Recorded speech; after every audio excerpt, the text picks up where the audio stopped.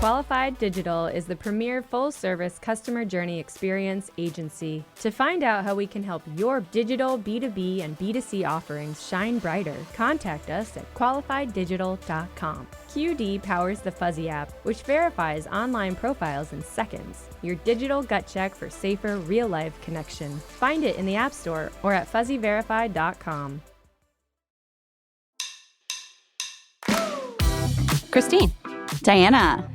Has there ever been a celebrity you have wanted to have a conversation with, dead or alive? I mean, I'll talk to anyone, and I would love to. You would love to talk to. You'd have a question for Snooki. If you're gonna hand me a bottle of freaking SoCo, I just go crazy. Snooki, sure. You would definitely talk to Snooki. I would love to have a beer with Snooki. Oh my God, I'm so itchy. Yes, But I did get to interview Oliver Stone once. What year was this, do you estimate? It was 2010. Tell me the highlight of that that was experience. The highlight was it was my highlight. Just being in like the same highlight room of my career. as him?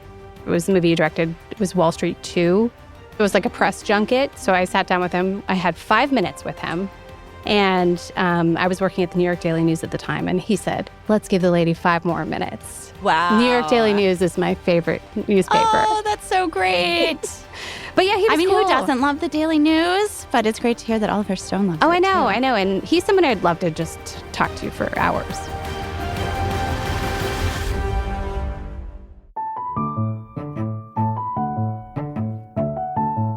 This is From the Ground Up. I'm Diana Ransom. And I'm Christine Lagorio-Chafkin. In today's episode, we meet the youngest self-made female billionaire. So, Diana, I recently sat down with someone I hadn't met before and had a conversation with her, and she is the world's youngest self-made female billionaire. And it might not be who you think it is. So you're telling me it's not Taylor Swift? Not Taylor Swift. Not Taylor Swift. No, but she is fascinating. This young woman made her fortune as a tech entrepreneur in AI. Who is it? Lucy Guo. Okay. It's Lucy Guo. She co-founded the data labeling company Scale AI, and it's her 5% stake that she holds in Scale that is just now minting her billionaire status. So fascinating. She told me it's, not liquid so much, but I did ask her, how one learns they become a billionaire, and she told me the whole story, which is I can't really wait to great. hear that. Yeah. So she, after leaving Scale AI, she had a stint in venture capital. And then more recently, she decided to challenge herself and build a consumer-facing company. It's called Passes. Passes is a monetization platform for creators. Have you heard of it? Yeah. We actually ran a story on Lucy not too long ago. And I remember as part of the piece, she was talking about how she was looking around at the competitive set, and she saw like the Patreons of the world. Yeah. And it was valued at like $5 billion. And she thought, come on. Like, really? $5 billion? Yeah. I should get into this. So what she ended up doing is not like Patreon necessarily. Not unlike. I would say it's similar. It is similar? Okay. Yeah, so it's a monetization platform, which means that creators can post photos there that users can unlock for a fee. Like, say, $5 for a photo, or maybe $15 for a subscription for all the photos. I mean, come on. It's hard enough to get people to subscribe to Inc. magazine, let alone like $5. Maybe a photo of your favorite athlete or influencer. There's this intrigue factor. There's also a lot of like niche fetish stuff on this site. Oh. Passes says there's no pornography allowed on his site or sexualized images, but it looks pretty sexualized when you're and then there's scrolling through the images. There's actually a legal dispute. Yeah, Passes is embroiled in a lawsuit right now. It and its leadership have been sued for allegedly soliciting and distributing images of an underage influencer. Passes refuted these claims that it approved posting underage content on the platform.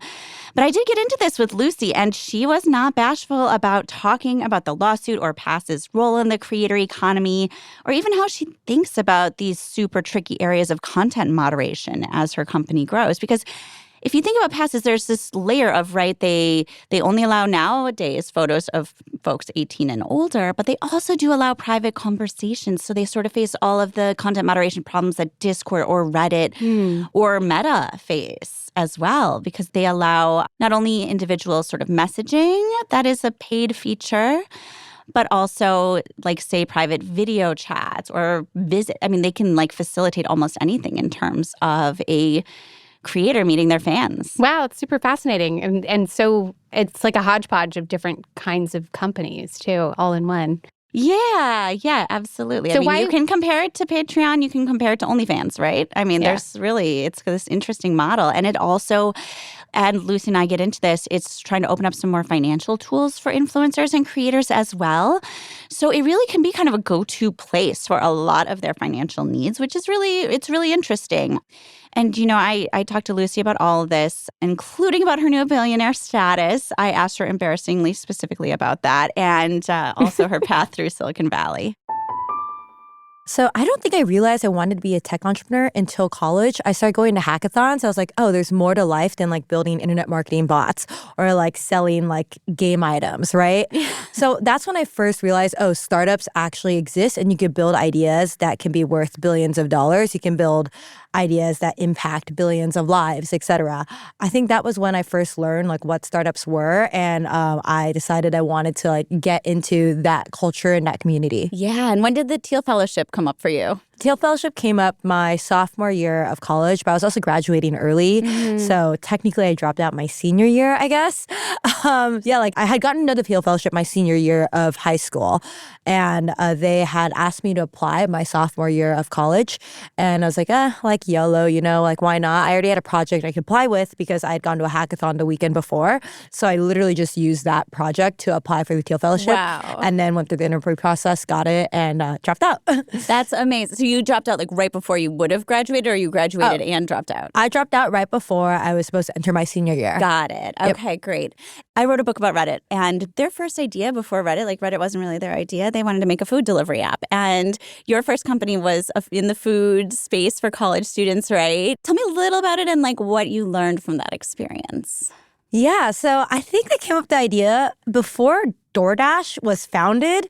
And I think it was because I specifically wanted like better food delivery for myself. And then we came up with the first idea at a hackathon. And it was like really the first idea was DoorDash before DoorDash existed. And then afterwards I was like, but it would be really nice. Like I miss homemade meals for my parents. So then the idea was like, okay, cool. Like, you know, we could create this marketplace where college students could cook food and sell it to other college students. And we were kind of already doing this in my own sorority with cookies specifically, where we were trying to fundraise for charity. So we were like baking cookies and selling it. And I was like, oh, like everyone can do this, right?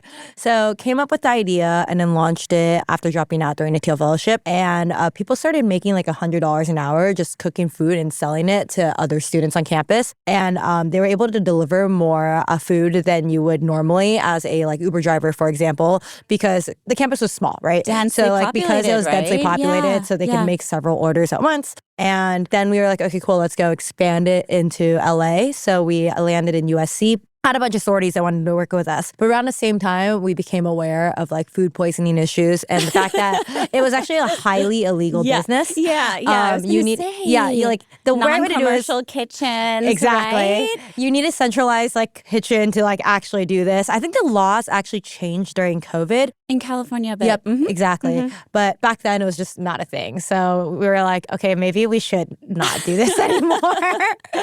That's amazing. Did you just wind it down? You were just like... Yeah, so then we just winded it down, and then I ended up moving and like working full-time at actual companies. The first thing that I think most people might know you for is for Scale AI, which was a few years down the road after you worked for a couple other tech companies, right? Yeah. Tell me about your like the early days of Scale AI. Yeah, so funny enough, it was also Pivot. So we had started off with ClassPass for clubbing, which is completely different. It was a terrible idea. And we realized this very quickly when the only people signing up were VCs. So we're like, okay, cool, there's like zero demand for this. Let's move on to a new idea. And the next idea was a healthcare app, which is also a terrible idea. But the idea was that like we would help you find the best doctor for certain procedures that you would need. So for example, a jaw surgery, which I needed to get, like finding the best doctor for that jaw surgery. And then while we were like calling doctors all day, I remember making a comment going like, man, I wish like someone could just call the doctor for us every time like this button is hit. And then our roommates were in YC were like, oh, so like an API for humans. And I kind of just sat there like, that's controversial enough because you're dehumanizing humans that it would go viral, right? And I had launched a bunch of products on Product Hunt at this point, and I knew that it would go viral. And then I was just like, do you want that idea? And he was like, no, you can use it. I was like, great. So we ran with it. And then it was the launch of Scale API, and the tagline was API for humans. We initially thought that we would be going after the BPO industry. So making a bunch of phone calls, for example. But there was just like very bad quality control with that. And then one of our largest customers came through in the self-driving car space, and we realized that they had a lot of money to spend. And this is Cruise, right? Yep, Cruise. And because we had structured data, we can eventually use machine learning on it. So, less humans can be used over time, and that it became Scale AI. Yeah. Wow. What a crazy pivot. It's not just a pivot. It's like a spiral into something completely different. That's amazing. But within a couple of years, you were sort of done with Scale AI and you decided to leave. Tell me about that. So at Scale, I was responsible for essentially building up that BPO team. So I'd found our initial scalers and then worked on an automated exam to help scale this process, trained the scalers, quality controlled, figured out like who should be reviewers and like who is they were essentially promotions. I wasn't like too happy and I don't think I felt that challenge per se. So I was talking to a friend and I was like, hey, I feel like I want to go build another company. So after I left, quite literally the next day, he quit his job and we started working on something new. But I didn't realize how burnt out I was. So I had actually helped him get his job back at his, with a higher salary at least. So at least I helped him renegotiate something higher. And then afterwards, took a little bit of sabbatical and then really sat down and thought to myself, okay, cool, I enjoy being challenged and I enjoy learning things. What haven't I done before? And I've done engineering. I've been a software engineer. I've been a product designer. I've been a founder. I've done operations, etc. I was like, I've never done venture. And I thought it could be interesting to explore breadth versus depth because building a company is a lot of depth and becoming an expert in one thing versus being in venture means having to understand more verticals, more sectors. And I decided that sounds fun. Why not? So I ended up doing that for a few years. Yeah. And you still invest with your own personal money, right? Yeah. So I still invest with both the fund money and personal money. With the fund, it's more on doubling down on existing investments. So determining I think that this company is growing very well. Let's double down. And then I do make some angel investments with my personal money now. I know investors never like to say what their favorite investment ever was, but do you have a favorite or one that you most closely are attached to? One that I'm very proud of was Ramp. I basically found the founders because they had worked on Paribus, which was one of my favorite apps. Basically gave you automatic returns to Amazon. Yeah. Automatic refunds on Amazon stuff. I was like, oh, these founders are great. They also worked on Privacy, which is a credit card app that lets you create temporary credit cards. And I use it still all the time. So when they decided they wanted to build a new company, I was like, I need to meet them. So I literally messaged them at I want to say 2 a.m. and then got a meeting the next day and begged my way into the round and then was allowed to double down on to their next following round because they decided they were like, oh yeah, you guys were so helpful to us with hiring that you can have any allocation you want. My biggest mistake was not putting in more money in that second round, but it's definitely my largest return on investment that I've had. And I think that that goes back to the hypothesis of you bet on the founder, not necessarily the idea. I couldn't have cared less about what they were working on. I just knew they would build something big. I want to stay on AI for just a minute.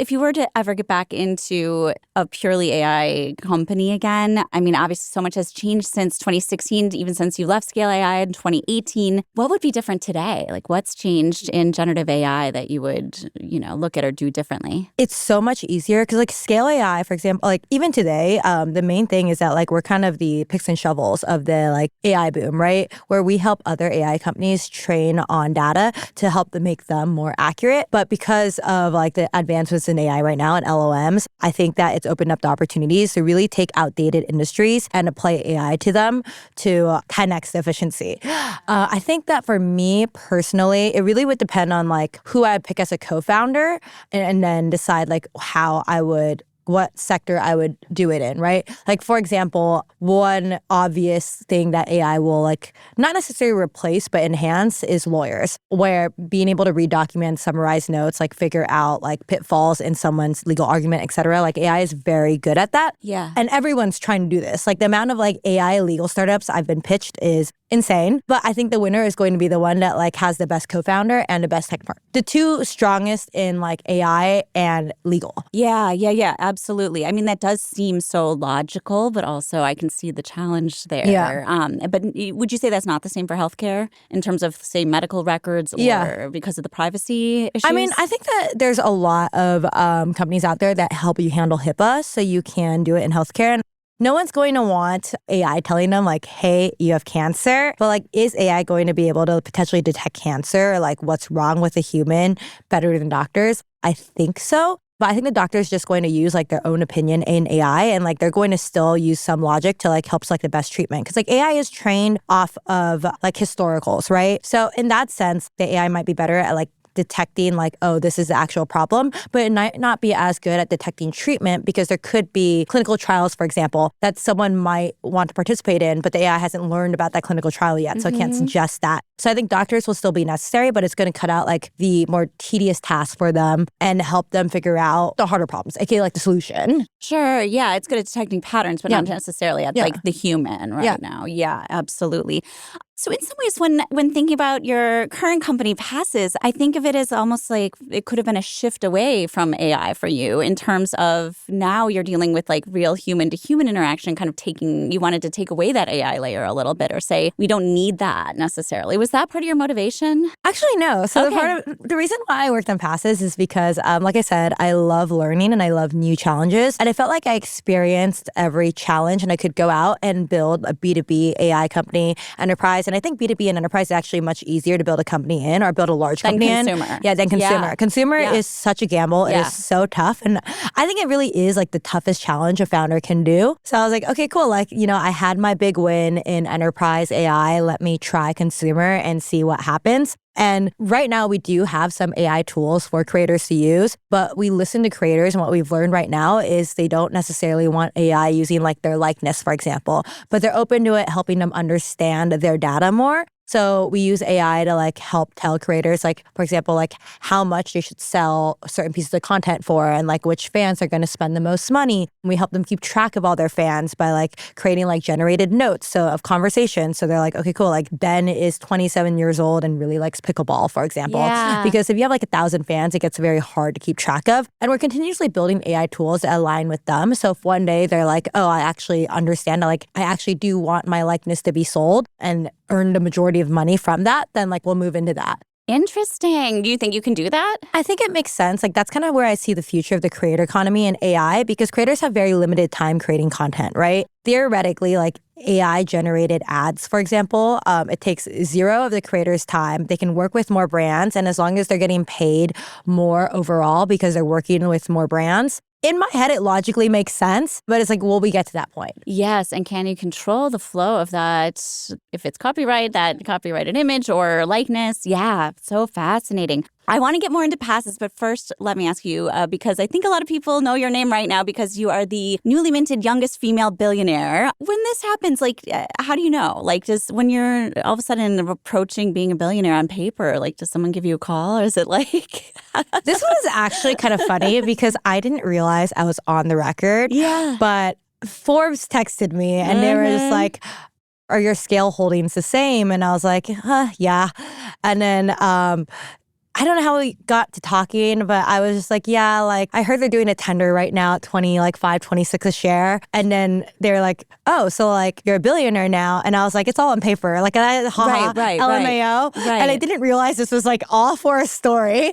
And they're like, oh, by the way, you're like, I'm going to include this quote, right? And the quote was literally like, LMAO, it's all on paper. And I'm like, but this was on the record. Like, do you want to give me a chance to talk about this? I was like, can I change that to be a little bit more formal? Right. And it's going in a story. So it was like, yeah, but I realized because I had heard about the tender offer, but it didn't really affect me at all. Like, I was just, oh, okay, cool. And I moved on with my day. Oh, that's amazing. Hold on a second. I want to build my own. I don't care how much money I have. If I'm told by a reporter that I happen to be a billionaire, I think I might get excited, buy myself something special, get a fancy dinner or something like that. You wouldn't just go on with your day like Lucy. I probably would just maybe call in sick and just go home and like really like celebrate.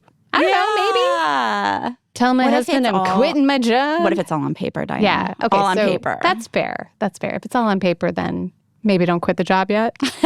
Still, it is an achievement, right? And she had her big win with the enterprise AI startup, but her latest venture, Passes, was, as Lucy tells me, born from a desire to challenge herself with something new and consumer-facing. But with this challenge comes more risk. And I think the thing to listen for upcoming in my continued interview with her is when I ask her that, you could have done anything. And she assents, like investors would have bet on her company regardless of whatever realm it was in, whatever she would have done. She had already achieved that level of reputation in Silicon Valley. That's success, right? Yeah, she actually didn't need to do anything else ever again, probably. Sure. There's that. She's already a billionaire. But regardless, she started Passes. We talk about that and some of the challenges that she is facing coming up in social media. And she did joke to me that she understands why so many founders, her peer founders, do more simple B2B companies. I bet, after what she's been through. So after the break, I talk with Lucy about Passes, and we also dig into the hot water the company is currently in. So stick around.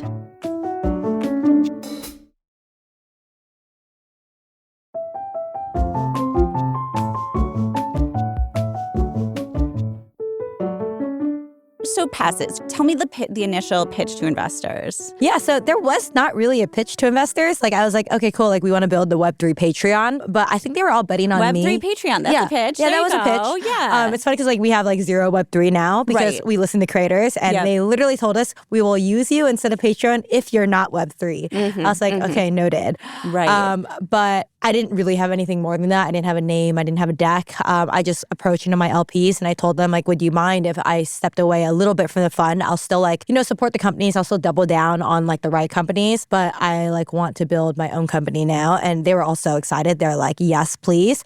And then ended up raising like $9 million over text message for our initial round. Yeah. Wow, that's amazing. Over text message. Quite literally. What duration of time? I want to say like a week.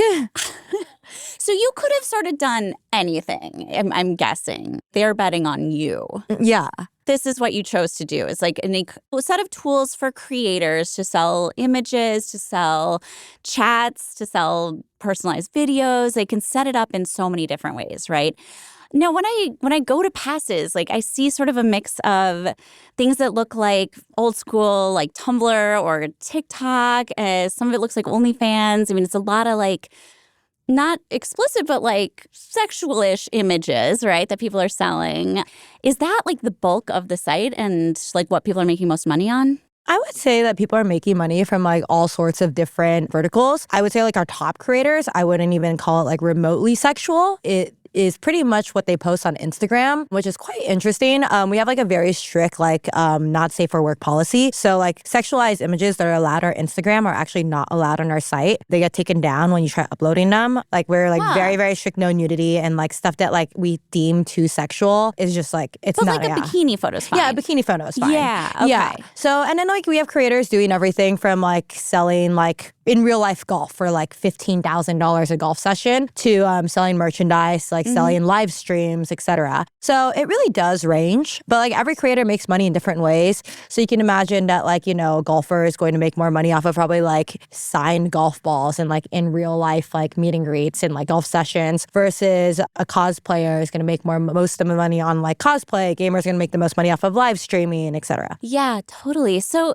I just recently wrote this article for Inc. about this sort of like does everyone trying to reinvent social media right now? And it does seem like a very ripe time to do that. There's a lot messed up with the ecosystem. What did you see as your white space that you're sort of operating in? I mean, it seems like you're crossing genres and fields so much. Yeah, I would say that what I saw was that Instagram and TikTok was breadth, but there wasn't a platform for depth outside of Patreon. And Patreon had solely focused on subscriptions. I saw there was space for a creator commerce and monetization company that handled more than just that, right? Like we wanted to create a toolbox that really helped creators turn from small businesses to very large businesses. And when you look at like the most valuable creators in terms of net worth, for example, all of them created brands, but creators themselves are brands. So I was like, okay, cool. Like I saw like Kylie launched her like lipstick brand and Jake Paul launched W and like Logan Paul launched Prime. Really like their fans are willing to take a chance and buy whatever they release. And I think that's very unique in terms of creators because they don't have the typical customer acquisition costs that I would have if I started a company or a brand, right? So that I was like, okay, cool. Like let's figure out a platform where we give them these set of tools where they can monetize based off of like who they are. Whether that's like selling merchandise, selling live stream, selling like one-on-one calls, selling content, etc. Right. So kind of taking what a content creator would use like 15 different tools for that and like putting them all in one place. Yep. Yeah, that's fascinating. One thing going on right now, though, is that there's a lawsuit by a former Passes user that alleges that Passes knowingly distributed child pornography. You've, as a company, put up a vigorous defense to these allegations already. But what does that entail now? I've never talked to this person. I don't know who she is. And we just filed a motion to dismiss, which you can read about it. But yeah, we basically put out all the facts, the fact that the lawyer representing her also represented me in a financial transaction where he knows my cash balance. Yeah. It's still like that's a lot to go through as a company, as a young company, right? How do you lead through that? Yeah, I mean, there's no there in this. And I've talked to lawyers and they've basically told me like, you need to fight this because even if it's more expensive to spend money on legal fees because you are you and like you have money and the company has money, people are always going to be coming after you. And you need to show that you're not an easy target with complete lies. It is a serious allegation, like distributing child pornography. And when Passes started, you did allow users age 15 to 17 with parental consent, right? Yep. We just looked at what was industry standard, and industry standard was 13 and over. For social media industry, yeah. I mean. For social media industry, but like Patreon was 13 and over, and we were like really modeling off of Patreon. So honestly, I don't even know how we came up with like 15 to 17 versus like 13 and over, but this is just something that a former employee was like, we should do this. I was like, well, I mean, you give enough strong arguments that like Patreon is 13 and over, so with parental consent and like strong restrictions in place, it feels like good enough. But at the end of the day, we decided that it was just too risky. Mm-hmm. So you're 18 and over now. Yes. Yeah.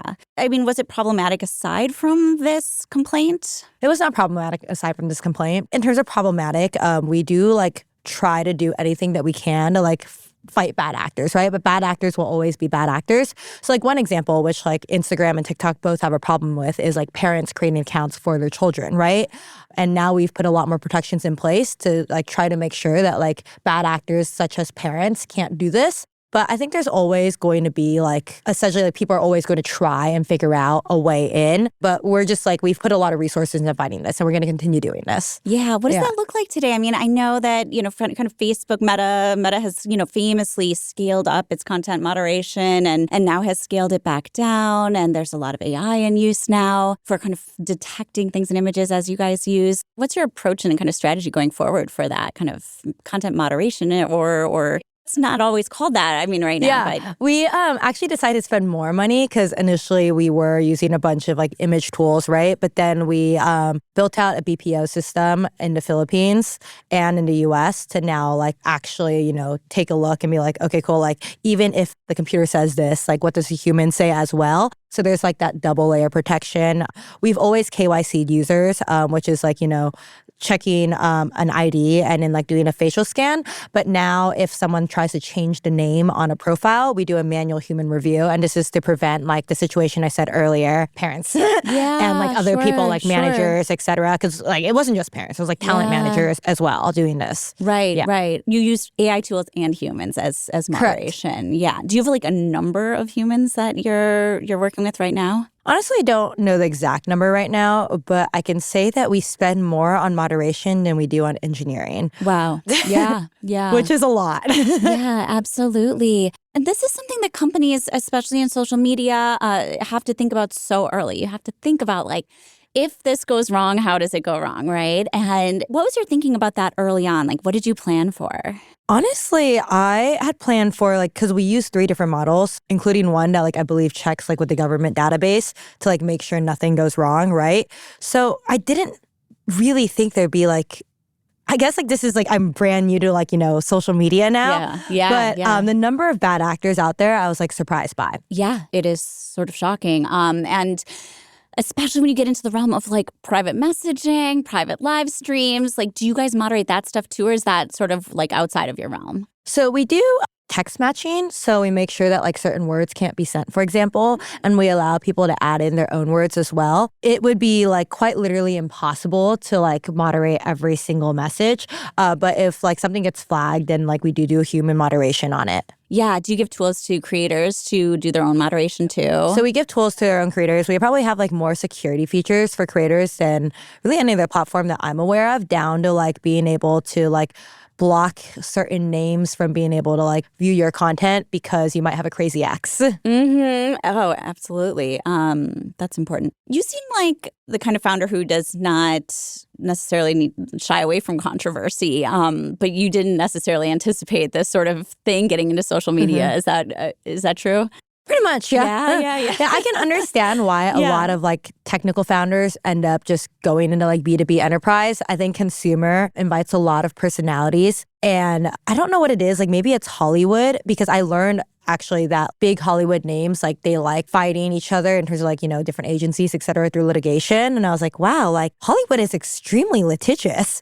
It's pretty wild to me. And like, I see this all the time with like, talent managers suing creators because they're trying to get out of a contract because they're not happy with their manager, et cetera, et cetera. I'm like, this is just insane. Forcing someone to be in something they don't want to be in and like threatening lawsuits in order to like keep them. My gosh, I know. And that's not even like the need. It's not the intended nature of a contract necessarily. Yeah, exactly. So, I mean, like what percentage of content creators on your platform do you think have agents these days? That's increasingly popular, right? I actually think we had a hard number and it was like only around 15%. Okay, that still is a lot to me. I mean, because it's such a burgeoning industry. I'm actually, because I think that you thought it was low.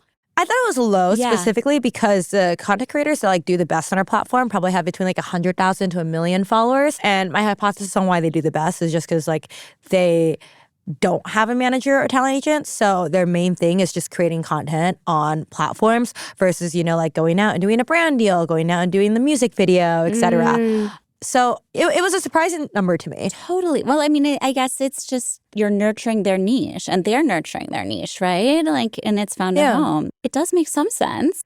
So are there any great partnerships that you're working on right now or big names that you want to mention that work with passes? I can't mention the upcoming ones, but one that we just started working with is Charlie Hull, which I'm really excited about. She's the golfer that has a ton of fans, and she's literally making money like judging like your golf swing, which is really cool to see. Does she coach too? She's one of the best pro golfers in the world. Okay. So I'm going to assume she coaches because she's basically doing that on passes, right? Like she is I know coaching. Nothing about golf, so I'm sorry. Yeah. I apologize. But she's basically like, coaching people in like her passes fans on like how good they are at golf. They send videos in and she's like, oh yeah, that's like you can do X, Y, and Z to improve. Right. Fantastic. So what's your vision for the near future? Like where do you want the company to be in 3 years? In 3 years, I'm really excited about our fintech tools that we're building out because the number one question I get asked is like, how can I turn passive income into passive equity? And we've created a lot of accredited investors and a lot of millionaires. And I think that they're thinking about like long-term wealth management. And I really do think we have the opportunity to really help creators with this. And I can't really get more into that, but I'm very excited to like really help them monetize their brand and turn them from these smaller businesses to like large, potentially unicorns. Like I think we have the opportunity, maybe not in the next 3 years, but in the next 10 years, creating some unicorn creators. Yeah, fascinating. And then would you also be enlisting them as investors and help them with their investments? Is that part of what you're thinking? I think that there's a lot we can do from being smarter about saving money and like where to distribute that money. Interesting. Great. So you've lived in New York, Miami, San Francisco, LA. If you were starting a company right now, where would you start it? I think it depends on what I'm building. So I chose LA for passes because we want to be close to our customers and our customers are creators. So the majority of them are in LA. And I think face-to-face time is very important with creators because within our creator economy, at least, I believe in emotional retention, which means getting to really know them, being friends with them and having that like real life relationship with them. I think if I were building in like AI, for example, it would be in San Francisco because that's where everyone is. And it's important to be close to like your customers, and you're probably building AI tools for your customers over there. I also think that like they have the strongest AI engineers. I think who you hire for a company really defines like what your company is, right? And like it changes the trajectory and determines whether you're successful or not. They say like, A players hire A players, but B players hire C players, and it goes down from there. If I were building in fintech, then I would choose New York because this is the city for fintech. All the financial institutions are based out here. So it wouldn't make sense to not be in New York.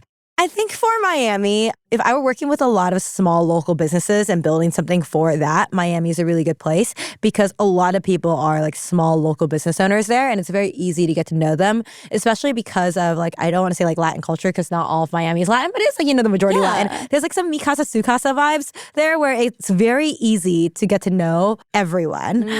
So if you were selling to small businesses, it's almost like it's built off of trust, and you could easily gain these customers there. Yeah, I love that. All right, great. Any advice for founders just starting out today, aside from where to start? Well, first of all, like if you've already made the decision, awesome. But if you're like on the borderline, I think just jump in and do it because it's not as much of a risk as you think. You can always go back to your job from before. Like if you're in college, you can always go back to college and study. I think other than that, just be very, very careful about who you're hiring because once you hire like someone bad, they will blow up the team with more bad people. Look at like your university maybe or like your brightest coworkers and start there. Ones that like you've personally worked with. And I think keywords are personally worked with because oftentimes if you hire friends that you think are smart, they don't actually end up performing as you want or like being as dedicated as you want. And you don't really want to ruin those personal relationships. Yeah, absolutely. They always say don't start a company with your best friend, right? Yeah, I think don't start a company with your best friend. Unless you've worked with them. If you've worked with them, yes. Right. Yeah, because it really is like a marriage, right? And it's like, I think divorcing your best friend is going to be painful. Yeah, absolutely. All right, great. Well, thank you so much, Lucy, for joining us today. Thank you.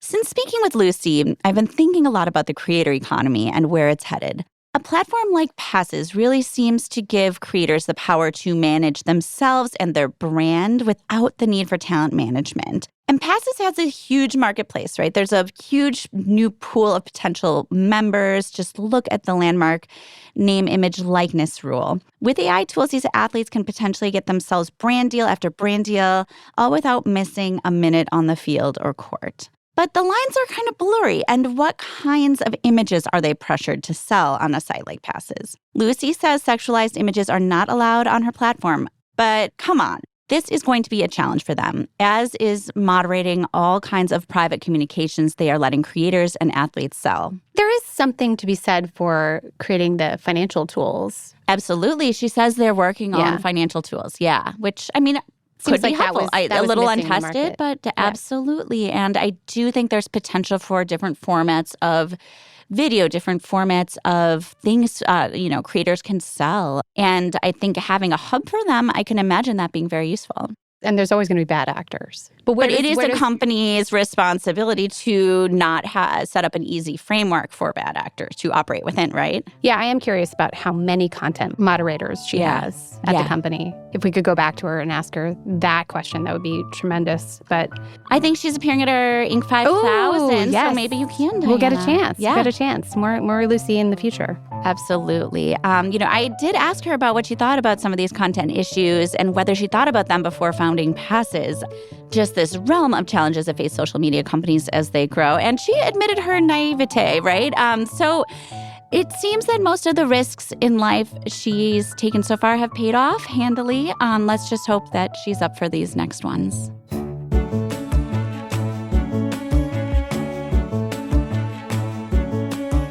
That's all for this episode of From the Ground Up. Be sure to subscribe on Apple Podcasts, Spotify, or your podcast platform of choice.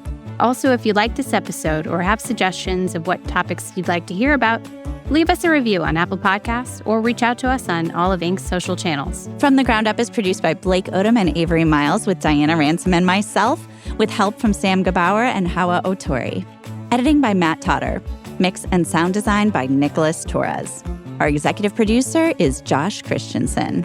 Thanks for listening, and we'll see you next week.